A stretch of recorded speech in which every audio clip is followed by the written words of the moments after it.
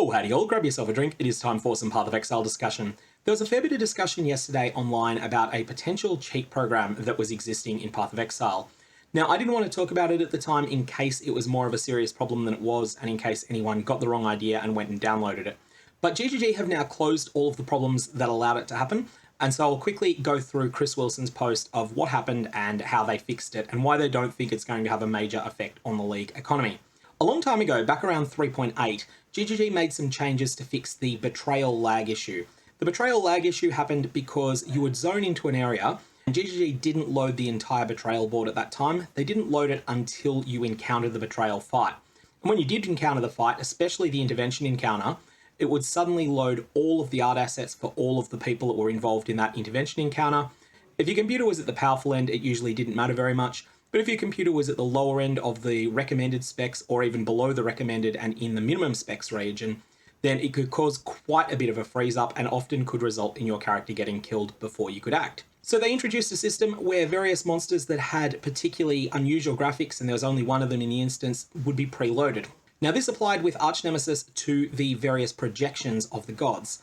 So if you have a Solaris monster in the zone, the Solaris projection would be preloaded. This would mean that when you encountered the Solaris projection, it would be smooth and you wouldn't freeze up for a bit, during which time Solaris's spear melts you. However, the way the cheat software worked was that it paid attention to what was loaded, what art assets were loaded into memory when you went into a new zone. And if it found Solaris, Lunaris, or Shakira touched, then it would make an alert to you, which would then mean in theory that you knew you had a super valuable monster in that zone. So Chris Wilson mentioned that GGG had thought of this and they already had mitigated this. The way they mitigated it was that in the event that there were no god-touched monsters in a zone, which is normally the case, instead of loading none of them into memory, it would load one into memory at random. So you might find that there were absolutely no god-touched monsters in a zone, but Innocence Touched was loaded into memory because of this precaution that they'd put in place.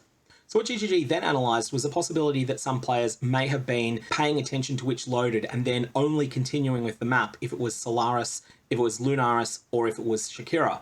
So it looks like there'll be a Banwave in the next little while. As they go through the logs, look for people that opened a bunch of juiced maps and then abandoned them because they didn't have the right god appear there. But they also think the false positive rate of this potential cheat would have been very high.